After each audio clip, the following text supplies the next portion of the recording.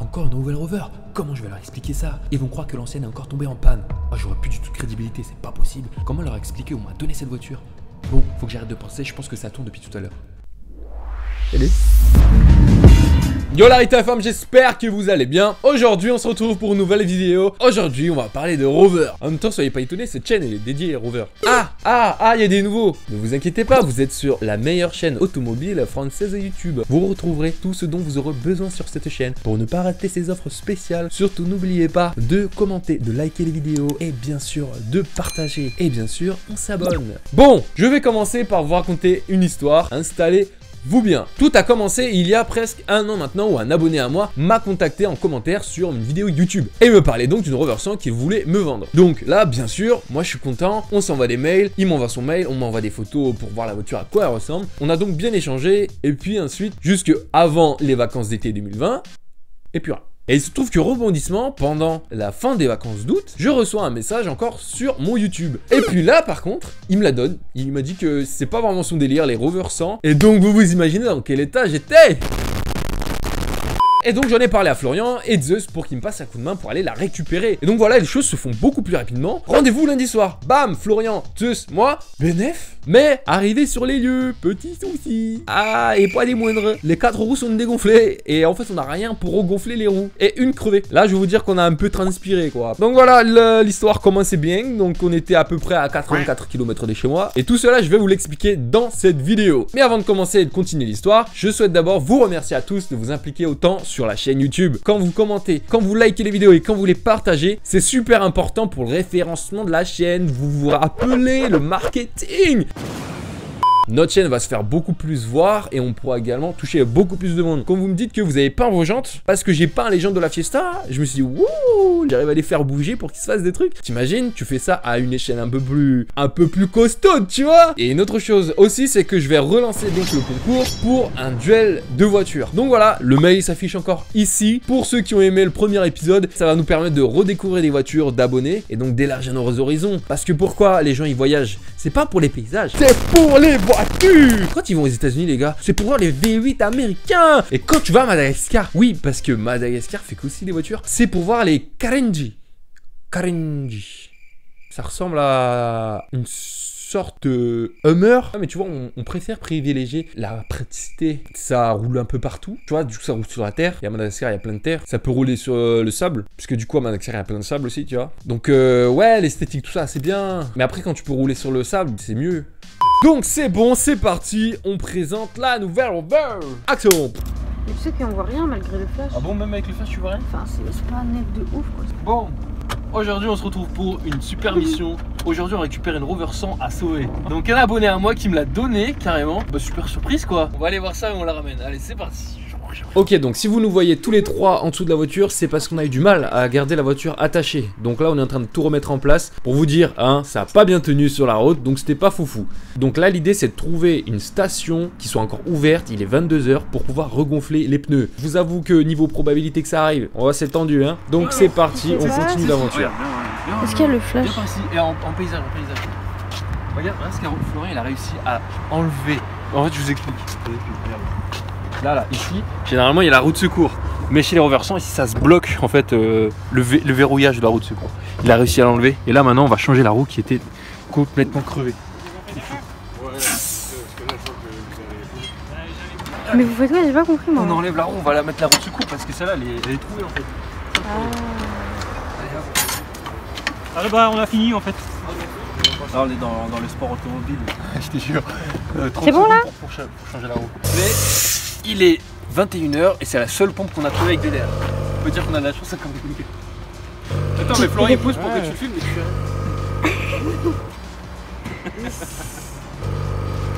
Ah ouais Ça fait plaisir. Ça y est on a repris la route donc je suis dans la voiture. Vous inquiétez pas, hein, je suis pas en train de conduire. Voilà, on va la ramener chez moi donc. Et on va attendre le lendemain matin quand tu fera un peu plus jour pour voir ce qu'il y a à faire et pour voir le potentiel qu'il y a. Sachant que le but bien sûr, vous le savez, c'est de sauver toutes les Rovers. J'ai déjà plein d'idées. À faire, plein de trucs à faire dessus. Je vais voir ce que je peux faire pour remettre un peu d'aplomb une fois chez moi et on verra ce que ça donne. Ça y est les gars, voici donc ce qui en était pour la soirée où on a récupéré la voiture. Aujourd'hui elle est donc devant chez moi et elle pose plutôt pas mal. Donc voilà, c'est super drôle d'avoir encore une 3e Rover 100 en face de chez moi. Donc voilà, on est devant, bam. C'est donc une Rover 100 de 1997, elle est de couleur Tahiti Blue il me semble.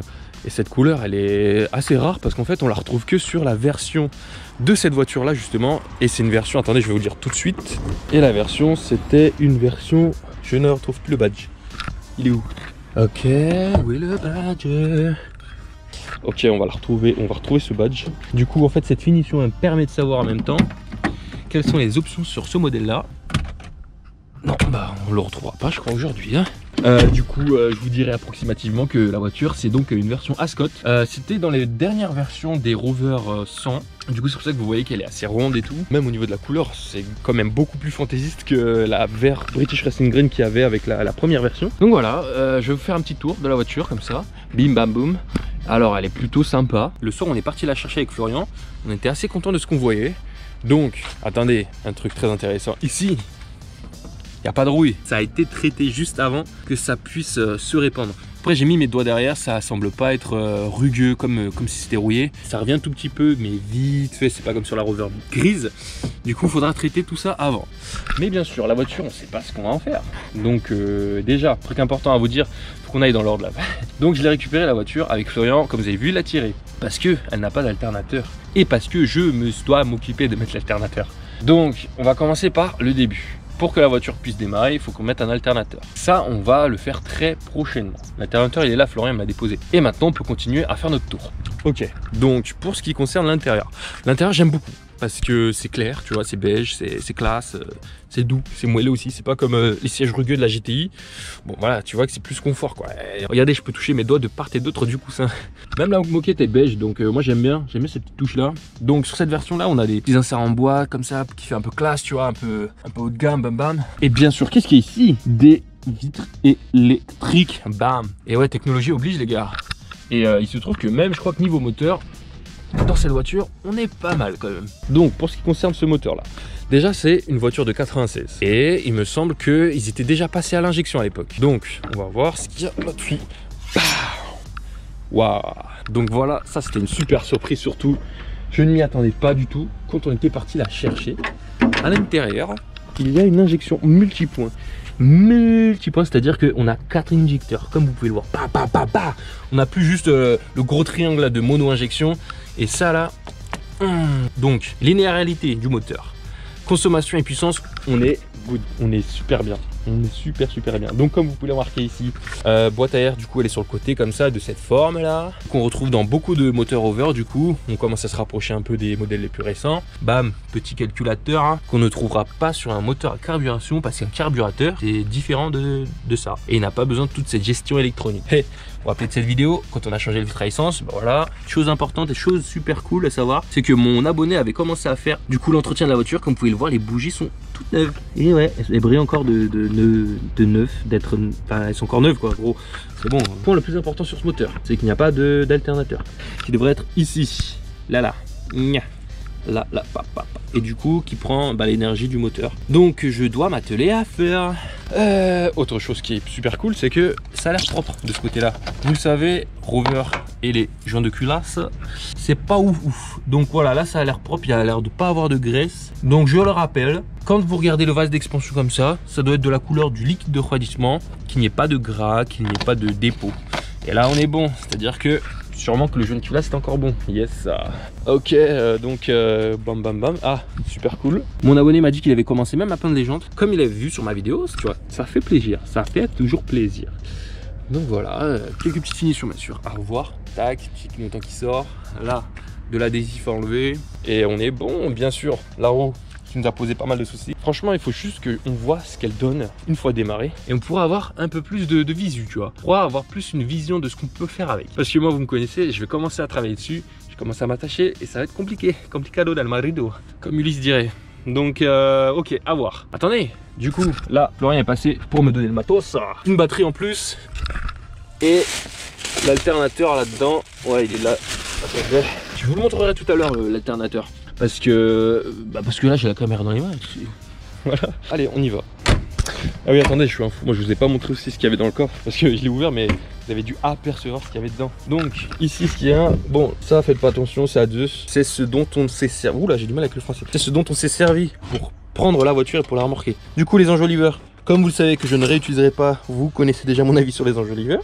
Il y avait un bidon d'huile à l'intérieur, donc cool, posé. Et deux bras arrière, là de Rover 100. Du coup, encore une super chose, c'est que le mec a changé les bras arrière carrément. Donc pour ceux qui ne savent pas, sur les Rover 100, les bras arrière se détériorent si on ne change pas régulièrement si on ne graisse pas régulièrement les graisseurs qui sont sur les bras de suspension. Et je vais vous montrer où ils sont parce que sinon vous ne pourrez pas vous faire une idée. Déjà, c'est une bonne chose, c'est-à-dire qu'il a dû remplacer les fusées de roulement. Et en plus de ça, bah, les bras sont tout neufs. Donc ça, c'est encore une bonne méga chose. Et surtout, cette pièce détachée là, je vais m'en servir pour un petit projet.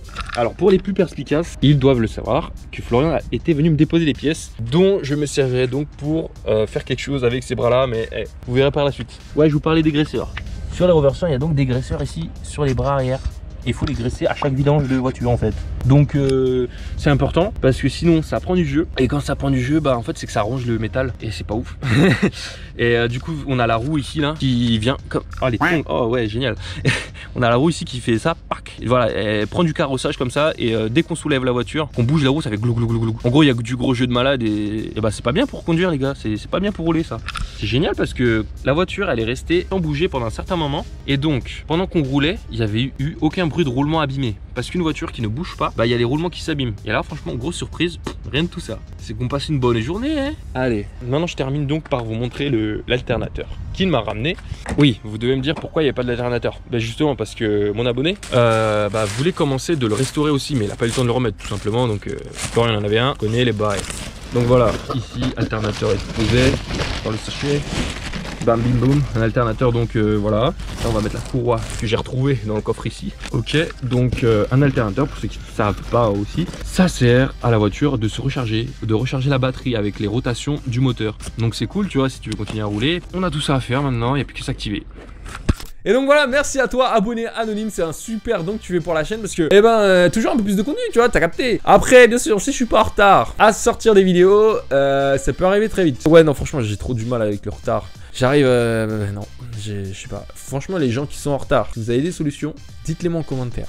Donc voilà ce qu'on va faire avec cette voiture, on veut la sauver. Parce que finalement, la voiture, il y a eu des débuts de travaux dessus. En plus, c'est un modèle qui est assez sympa, hein, finalement. Mais on ne sait pas encore vraiment ce qu'elle va devenir. Et donc voilà, on n'a pas trop vision là-dessus, mais pour que vous le sachiez, bah abonnez-vous sur Instagram et également sur YouTube. Mettez la cloche, parce que s'il se passe un nouveau truc là, bam, direct, vous savez. En attendant, mon but, c'est donc de la démarrer. On verra ça puis la prochaine vidéo là-dessus. Et peut-être un jour en faire un slipper. Un slipper, quoi, vous savez pas ce que c'est? Un slipper, je vais vous expliquer ça sûrement dans une prochaine vidéo. Et donc voilà, je vous remercie d'être resté jusqu'à la fin de cette vidéo. Suivez-moi sur les réseaux sociaux. Je vous dis à la prochaine pour une nouvelle vidéo. Oh, bam.